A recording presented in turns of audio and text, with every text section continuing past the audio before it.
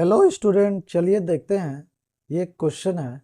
इस क्वेश्चन में दिया if the height of a tower and the distance of the point of observation from its foot both are increased by 10%, then the angle of elevation of its top remain unchanged.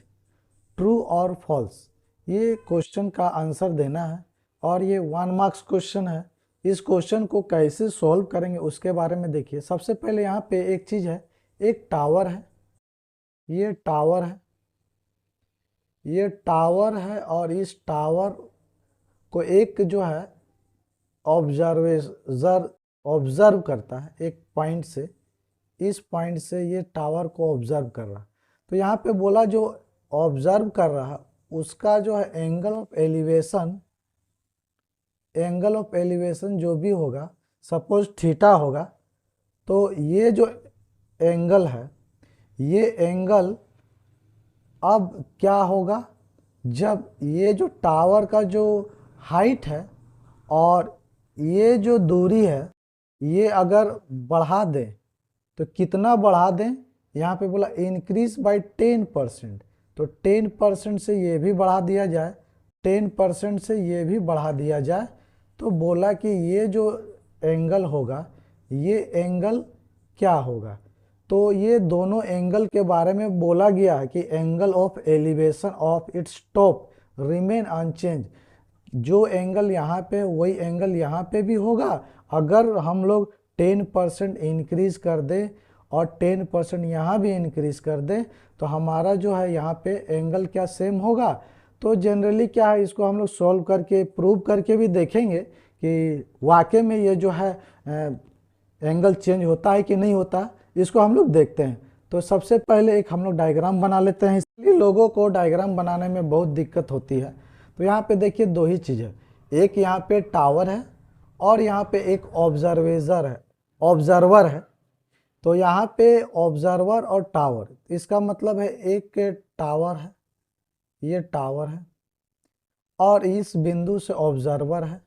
Observer जो है इस tower को देखता है, तो angle of elevation यानी नीचे से ऊपर की ओर देखना एंगल ऑफ एलिवेशन कहते हैं। तो एंगल ऑफ एलिवेशन सपोज यहाँ पे थीटा है और हम लोग जानते हैं कि ये राइट एंगल ट्राइंगल होगा। तो यहाँ से वर्टिकल हाइट जो है ये होगा सीधा स्ट्रेट में। तो ये टावर है, तो इसको हम लोग नेम दे देते हैं, नेम यहाँ पे दे देते हैं ABC। अब यहाँ पे हम लोग प्रूव करते हैं कि अगर ये जो है अकॉर्डिंग टू क्वेश्चन 10% इंक्रीज करेंगे तो क्या होगा। तो सपोज यहाँ पे आप लोग लिख लीजिएगा कि ये AB क्या है, तो AB हमारा जो है टावर है, टावर। अब यहाँ पे ये टावर का फुट है, फुट से ये जो है डिस्टेंस है, दूरी है। अब यहाँ पे हम लोग लिखते हैं कि 10 थीटा इक्वल्स टू 10 थीटा जानते हैं क्या होगा, तो 10 थीटा AB बाई BC यानी परपेंडिकुलर बाई बेस। तो परपेंडिकुलर बाई बेस, तो परपेंडिकुलर को हम लोग यहाँ पे एज्यूम कर लेते हैं। सपोज ये जो परपेंडिकुलर है ये H है और बेस BC जो है वो X है। तो हम लोग यहाँ पे लिख सकते हैं कि 10 थीटा इक्वल्स टू परपेंडिकुलर, यहाँ पे जो है perpendicular H by base X। अब यहाँ पे हम लोग क्या लिख सकते हैं, 10 थीटा का वैल्यू ये आ गया। अब यहाँ पे थीटा, यहाँ पे हम लोग थीटा 1 ले लेते हैं, सबसे बढ़िया रहेगा थीटा 1 ले लेते हैं। तो थीटा 1 इक्वल्स टू ये क्या हो जाएगा, तो 10 inverse 1, 10 inverse of H by X। ये आगे पढ़ेंगे क्लास 12 में, इसके बारे में डिटेल है। क्लास 12 के बाद ये इन्वर्स ऑफ ट्रिग्नोमेट्री है, उसमें आप लोग डिटेल में पढ़ेंगे। फिलहाल अभी इसको इतना समझिए, मैं भी इसको अभी थोड़ा बहुत बता दूंगा। अब यहाँ पे सपोज ये इक्वेशन फर्स्ट है। अब यहाँ पे क्या बोला गया है, यहाँ पे बोला गया कि यही जो है इसी का जो है 10% इंक्रीज कर दिया जाए। यहाँ पे बोला गया कि its foot both are increase by 10%। तो सपोज मैं डायग्राम इधर बना रहा हूँ, यहाँ पे देखिए ये इंक्रीज हो रहा है और ये भी जो है इंक्रीज हो रहा है, तो दोनों इंक्रीज हो रहा है यहाँ पे।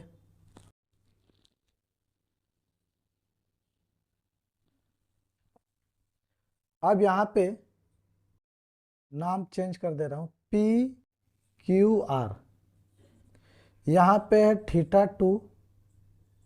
अब यहाँ पे जो है ये इंक्रीज जो हो रहा है, ये इंक्रीज कितना हो रहा है, तो जरा देखिए एच यानी इंक्रीज 10%, तो यहाँ पे पी क्यू, तो पी क्यू कितना होगा, तो P Q equals to H plus 10% of H. तो यहाँ पे एच प्लस 10% का क्या होगा, तो 10% यानी 1/10 1/10 इंटू एच। तो हम लोग यहाँ पे सॉल्व करेंगे तो एच प्लस h/10, तो हम लोग यहाँ पे पूरा सॉल्व करेंगे तो यहाँ पे 11/10 एच होगा। अब यहाँ पे पी क्यू का जो है 10% जो इंक्रीज किए उसका वैल्यू ये आ गया।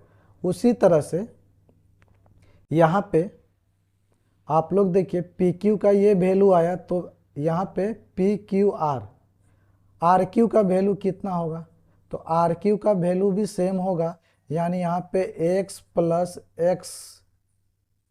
एक्स का 10% यानी 10% ऑफ एक्स, 10% ऑफ एक्स। तो अगर सॉल्व करते हैं तो ये भी कितना होगा 11h/10। 11h लिख दिए मैंने, गलत लिख दिया है, ये x होगा यहाँ पे x। अब यहाँ पे जो है ये हाइट कितना हो जाएगा, तो 11/10h। और आपका जो है ये हाइट, ये वाला जो दूरी है, ये दूरी कितना हो जाएगा 11x/10। अब यहाँ पे हम लोग जो है tan थीटा, अब इस ट्राइंगल में यानी ट्राइंगल पी क्यू आर में, in triangle P Q R में यहाँ पे देखिए tan θ2 equals to tan theta का वैल्यू क्या होगा, तो tan थीटा का वैल्यू हम लोग जब लिखते हैं तो क्या लिखते हैं, तो यहाँ पे परपेंडिकुलर बाई बेस, तो परपेंडिकुलर मेरा पी क्यू है और बेस मेरा आर क्यू है। तो परपेंडिकुलर यहाँ पे कितना होगा, तो यहाँ पे होगा 11/10h और 11/10x। ये जो है परपेंडिकुलर बेस वाला यहाँ पे लिख दीजिए, तो यहाँ पे कितना होगा, तो tan θ2, मैंने उसको θ1 माना तो इसको θ2 माना। अब यहाँ पे क्या होगा, θ2 इक्वल टू इनवर्स ऑफ 10 और यहाँ पे क्या होगा 11/10h 11/10x ये होगा। अब यहाँ पे देखिए अगर हम लोग इसको और सॉल्व करते हैं ये, तो ये सॉल्व करने पे ये क्या हो जाएगा, यहाँ पे आप लोग देख सकते हैं। अगर ये समझ में नहीं आ रहा ये पॉइंट, तो छोड़िए, ये पॉइंट अगर समझ में नहीं आ रहा, आप यहाँ से देखिए, ये पॉइंट को अभी छोड़िए, आप यहाँ देखिए h/x और यहाँ पे भी देखिए 11/10 ये दोनों कैंसिल हो जाएगा, तो h/x होगा। यहाँ भी h/x है, यहाँ भी h/x है, तो हम लोग ऐसा लिख सकते हैं कि tan θ1 इक्वल्स टू tan θ2। यानी ये अभी छोड़ दीजिए, इसको हम लोग बाद में देखेंगे। यहाँ से देखिए h/x और यहाँ भी h/x होगा, क्योंकि 11/10 और नीचे जो 11/10 ये जो है कैंसिल कर लेंगे, तो h/x और यहाँ भी h/x। जब ये इक्वेशन और ये इक्वेशन को देखिए, अगर ये सेम है तो tan θ1 और tan θ2 दोनों को हम लोग इक्वल टू लिख सकते हैं। अब यहाँ पे क्या कर सकते हैं कि θ1 इक्वल टू θ2 हम लोग यहाँ पे देख सकते हैं कि हमने प्रूव कर दिया है। ऐसे भी प्रूव कर सकते हैं, लेकिन अभी ये आपका सिलेबस में नहीं है, इसलिए मैं इस पर ज़्यादा जोर नहीं दे रहा हूँ। ये तो हायर क्लास में आप लोग पढ़ेंगे ही।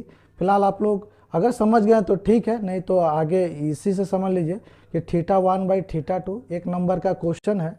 तो यहाँ पे थीटा जो पहले वाला है वो बाद वाला है, चेंज नहीं हो रहा। तो यहाँ पे क्या होगा, then the angle of elevation of its top remain unchanged. हाँ बिल्कुल, यहाँ पे जो θ1 का जो एंगल है और थीटा 2 का जो एंगल है वो रिमेन अनचेंज, दोनों सेम हो रहा है। क्यों सेम हो रहा है यहाँ पे कि दोनों को हम लोग बढ़ाते हैं, इसको जितना परसेंट से बढ़ाएं इसको भी उतना ही परसेंट से बढ़ाए हैं, तो यहाँ पे जो है हमारा एंगल जो है वो सेम है। तो इसका जो राइट आंसर होगा वो होगा ट्रू, ये आप ट्रू आंसर दे सकते हैं।